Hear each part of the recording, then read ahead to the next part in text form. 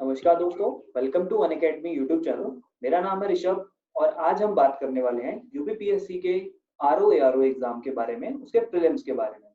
तो इस बारे में बात करने के लिए हमारे साथ हैं रैंक 1 2017 एग्जाम के rank 1 mister Amit Kumar Saroj sir. Welcome to Unacademy YouTube channel sir.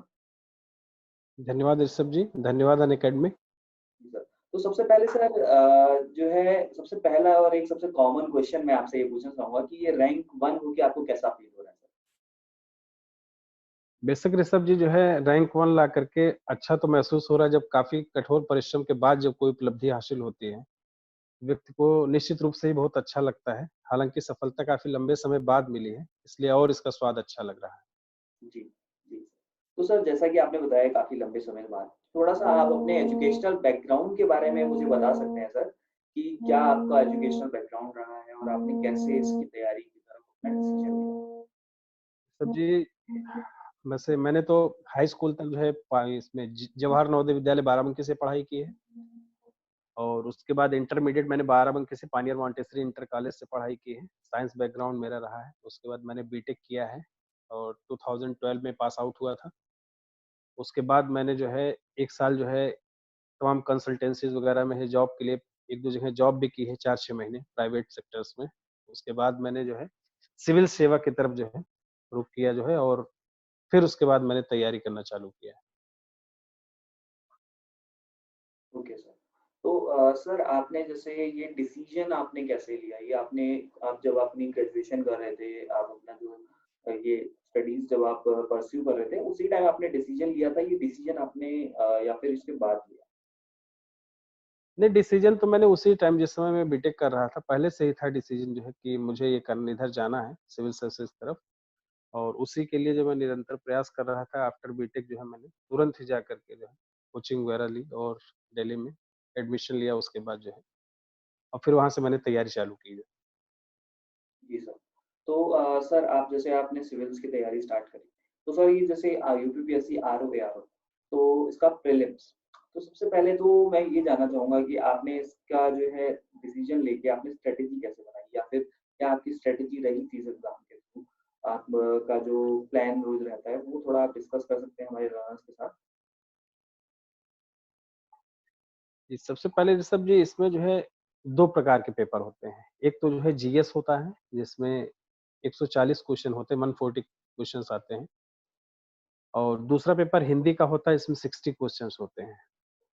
अब वर्तमान में तो मान लीजिए नेगेटिव मार्किंग हो गई है, 2018 से ही नेगेटिव मार्किंग हो गई 1/3 तो उसके लिए मैंने दोनों को अलग-अलग सेगमेंट में जीएस को अलग सेगमेंट में और हिंदी को अलग सेगमेंट में बाँटा है। हिंदी के लिए क्या है 60 क्वेश्चन्स हैं। हिंदी के लिए मैंने हरदेव बाहरी की बुक आती है, उसको प्रेफ़र किया और पृथ्वीनाथ पांडे की बुक आती है, उसको प्रेफ़र किया जो है और प्रीवियस ईयर के सबसे बड़ी चीज़ जो प्रीवियस ईयर के पेपर हैं, जो लोक सेवा आयोग यूपी पीसीएस द्वारा जो है तमाम सारे क्वेश्चन हिंदी के लिए बनाए गए हैं आरओ-एआरओ में, उसको मैंने गहराई से अध्ययन किया। फिर घटना चक्र का पूर्वावलोकन आता है, उसके थ्रू मैंने अपनी जो है तैयारी को और जो है 2-3 बार जो क्वेश्चन आंसर के लेवल पे है, प्रीवियस ईयर के देखते हुए तक किया।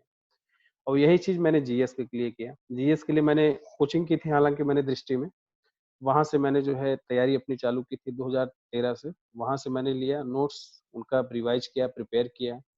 फिर उसके बाद जो प्रीवियस ईयर के क्वेश्चन हैं, अनसॉल्व्ड पेपर हैं, उनको लेकर के तैयारी अपनी की। और जैसे कि साइंस के क्वेश्चन हैं आते हैं 20 से क्वेश्चन करीब आते हैं, तो 20 क्वेश्चनों पर कमांड में साइंस बैकग्राउंड का था तो मेरी अच्छी थी, वहाँ पर मुझे मिला बेनिफिट। मैथ्स और रीज़निंग में करीब 15 से 20 क्वेश्चन आते हैं, वहाँ बेनिफिट मिला मुझे। ज्योग्राफी और इकोलॉजी एनवायरनमेंट इसके क्वेश्चन आते हैं, ज्योग्राफी से जैसे कि मैपिंग से क्वेश्चन जो है आदमी अगर करे तो ज़्यादा बेनिफिट मिलेगा। और इकोलॉजी एनवायरनमेंट है, वहाँ के क्वेश्चन जो है इकोलॉजी एनवायरनमेंट के लिए परीक्षा वाणी की ही बुक है, अगर उसे कोई पढ़ना चाहे तो एट लीस्ट आरओ या आरओ में उसे काम दे सकती है और इवन दैट कि पीसीएस में भी वो काम आ सकती है। बाकी हिस्ट्री अपना पुराने और ट्रेडिशनल तरीके से और ज्योग्राफी अपना ट्रेडिशनल तरीके से और करंट करंट मुद्दों को समसामयिक क्रॉनिकल मैगज़ीन और घटना चक्र की बुक आती है और प्रतियोगिता दर्पण जैसी मैगज़ीन आती है, इन सब मैगज़ीनों से मैंने कवर किया।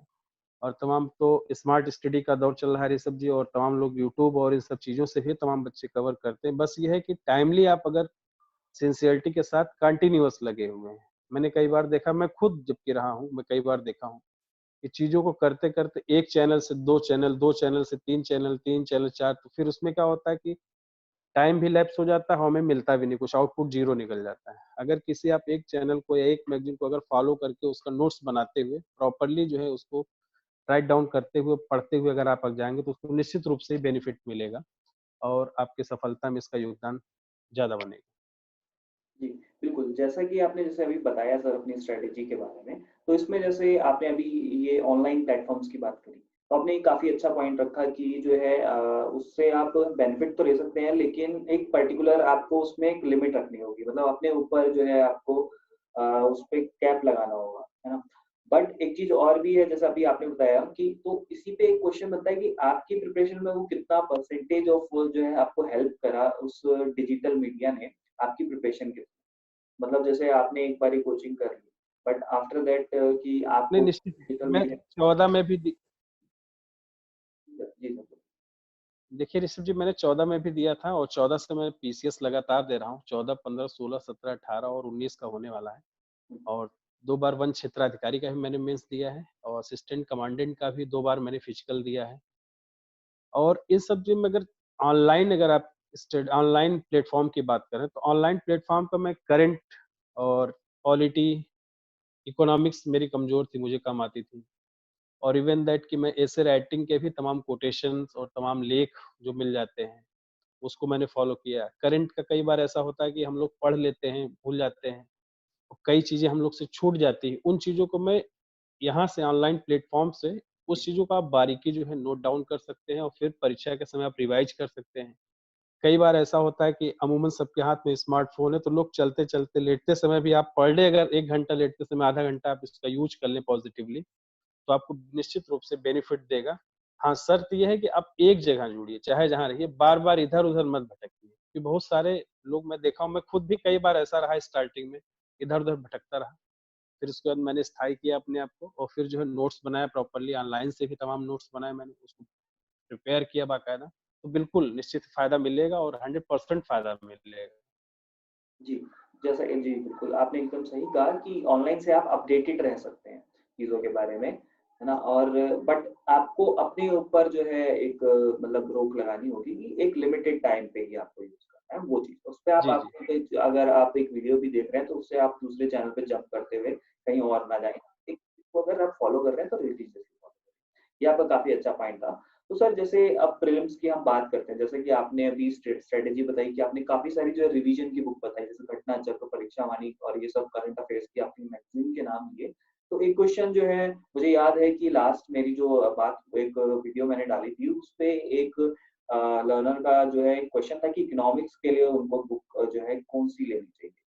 वो एक क्वेश्चन था उनके पास कि क्या कौन-सी बुक्स जो है वो बेटर रहेगी? देखिए, वर्तमान जैसे कि पीसीएस और आईएएस में मान लीजिए जो भी बच्चे इसमें दे रहे हैं या मान लीजिए उसमें तो रमेश सिंह की हम बुक, मैं अपनी स्वतः बात को रमेश सिंह की बुक प्रेफ़र करता हूँ। हालाँकि अगर एसएल लाल भी अगर चाहें तो, क्योंकि बहुत सारी योजनाओं से क्वेश्चन आता है, आयोजन से आता है, नीतियों से क्वेश्चन आता है, भारत सरकार की जो योजनाएँ चल रही हैं, बैंकिंग से आता है, बाज़ार से क्वेश्चन आता है, मुद्रा से क्वेश्चन आता है। इन सबको अगर समेकित रूप में तो रमेश सिंह भी पढ़ सकते हैं, एसएल लाल सर की भी बुक आती है, उसको भी देख सकते हैं। और मुझे लगता है कि ये दोनों में से कोई भी एक सफिशिएंट है, बाकी आप अपना नोट्स प्रिपेयर कर लें। और बहुत ट्रेडिशनल टाइप के क्वेश्चन आते हैं इकोनॉमिक्स से या फिर योजनाओं से रिलेटेड क्वेश्चन आते हैं, वर्तमान सरकार की क्या योजनाएँ हैं, गरीबों से संबंधित, महिलाओं से संबंधित, बैंकिंग से संबंधित, सामाजिक उत्थान से संबंधित, इन सब तरीके की योजनाएँ हैं। इन सब से क्वेश्चन आते हैं या फिर बहुत कोर क्वेश्चन आते हैं। कोर क्वेश्चन में से बैंकिंग का हुआ, मुद्रा से हुआ और जीडीपी से क्वेश्चन हुआ, राष्ट्रीय और इससे राष्ट्रीय उत्पादन, राष्ट्रीय आय से क्वेश्चन हुआ। इस तरह के क्वेश्चन पूछे जाते हैं। उन सब कुछ चीज़ों को हम बेसिक बुकों से कवर कर सकते हैं, अपना नोट्स बना सकते हैं, तैयारी कर सकते हैं। जी। तो ये आई होप कि ये हमारे लर्नर्स के लिए काफ़ी हेल्पफुल रहा होगा। तो दोस्तों सबसे पहले तो ये बात कि अगर आपको बुक से रिलेटेड जो भी क्वेश्चन्स हैं, जो भी क्वेरीज़ हैं, आप कमेंट में डाल सकते हैं। तो अगर आपके क्वेश्चन्स जो हैं काफ़ी सारे हुए तो आई होप कि सर के साथ मैं एक और वीडियो इस बारे में करूँगा कि वो प्रॉपर आपके क्वेश्चन्स को लेंगे, जो भी आपका कि ये चीज़ कहाँ से कर सकते हैं, वो आपको बुक्स बता देंगे। जिससे कि आपका भी फ़ायदा होगा और आप इस लॉकडाउन के पीरियड में आप अगर ऑनलाइन मीडिया का भी यूज़ करना चाहते हैं, तो वो भी आप उसको यूज़ कर सकते हैं। वो थ्रू सर आप तो सर जैसे कि अभी मैं प्रीलिम्स की ही बात कर रहा हूँ, तो आपने जैसे बताया कि इसमें 2 फेजेज़ होते हैं, एक हिंदी होता है और एक जीएस का होता है, ठीक है? तो जीएस में जैसे अभी इकोनॉमिक्स की हमने बात कर ली, जीएस में और भी टॉपिक्स हैं, जैसे कि आपने वही बताया था पॉलिटी और ये सब। तो ये सब आपने मतलब बेसिक आपने इनिशिएट कैसे किया था इस चीज़ को? कि कोई अभी नया बच्चा अगर आरओ-आरओ की तैयारी कर रहा है, इस एग्ज़ाम की तैयारी कर रहा है, तो उसे स्टार्टिंग कहाँ से करनी देखिए, मैंने तो जो तैयारी की थी बेसिकली ऋषभ जी जो है, पहले तो मैंने एनसीईआरटी की थी और मैंने क्लास भी लिया था, आपसे मैंने बताया कोचिंग किया है। अगर कोई घर पे भी पढ़ना चाहे तो ऐसा नहीं कि कोचिंग ही महत्वपूर्ण है, कोचिंग आपको गाइड देते हैं और डायरेक्शन देते हैं, बस अब डिपेंड करता है कि आप फॉलो कितना करते हैं।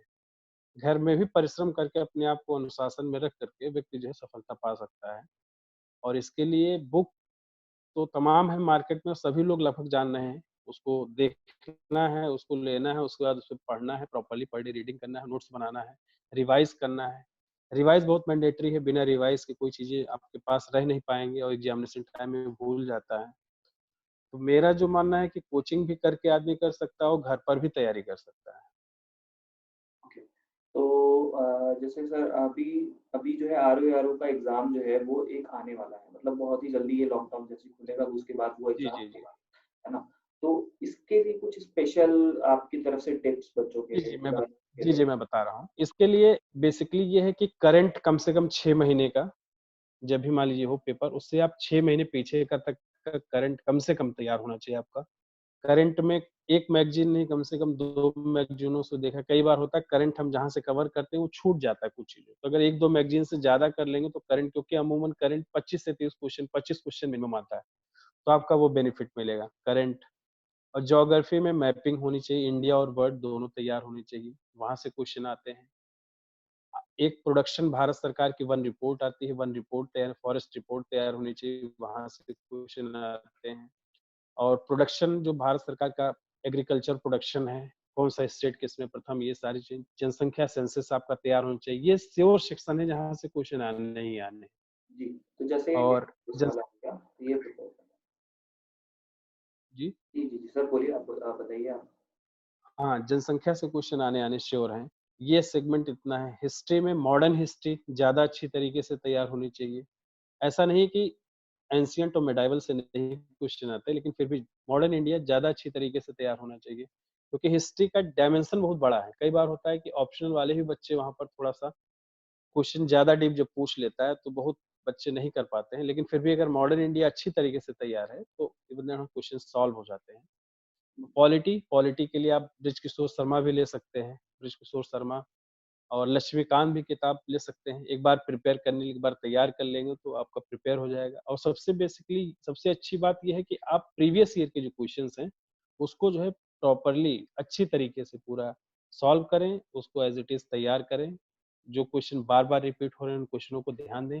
साइंस में बायो सेक्शन ज़्यादा क्वेश्चन पूछे जाते हैं बायो में, तो बायो को प्रॉपर्ली पढ़ें। उसके बाद फिज़िक्स पूछा जाता है, तो फिज़िक्स ध्यान दें। उसके बाद केमिस्ट्री में कम क्वेश्चन आते हैं, उससे कम कंपैरेटिवली, उस पर ध्यान दें। जी, तो बेसिकली आप ये कहना चाह रहे हैं कि पहले क्वेश्चंस को डिवाइड कर लीजिए कि सबसे ज़्यादा जी, जी। किस पोर्शन से आते हैं, किससे आते हैं, तो आप उस हिसाब से अपनी तैयारी कर सकते हैं, है ना? और अभी आपने जैसे कि बताया कि डेटाबेस आपके पास वो होना चाहिए कि जैसे प्रोडक्शंस, फूड, एग्रीकल्चर और ये सब का जो डेटा है सेंसस का, ये आपके पास अभी प्रिपेयर्ड होना चाहिए। तो आई होप ये काफ़ी जी, जी। ज़्यादा इम्पोर्टेंट इन्फॉर्मेशन जो है लर्नर्स को मिल गई होगी और आई होप कि इस पे जो है लर्नर्स बात भी कर रहे होंगे और जो है इस पे लर्नर्स उस पे आप अमल भी करेंगे अपने एग्ज़ाम से पहले। ओके, तो ये तो बातें हो गई हमारी प्रीलिम्स की दोस्तों। तो अभी जो है हम आगे आने वाले वीडियो में हम मेंस की बातें करेंगे, तो keep subscribing the channel and हम जल्दी ही उसके ऊपर मेंस के ऊपर भी बात लाएँगे। उसके लिए कैसे प्रिपरेशन करना है, कैसे स्ट्रैटेजी लेनी है, वो बातें भी करेंगे एंड इवन देन आपको जो है क्लासेस अगर भी लॉकडाउन में लेनी है, तो आप अनअकैडमी प्लेटफ़ॉर्म पे फॉलो कर सकते हैं। वहाँ पे डेली क्लासेस चल रही हैं, हर एक सब्जेक्ट की क्लासेस चल रही हैं। आपका जो है सिलेबस के साथ-साथ रिवीजन भी वहाँ पे कवर हो रहा है। ठीक है? तो फिर मिलते हैं सर नेक्स्ट वीडियो में। धन्यवाद। Let's cricket.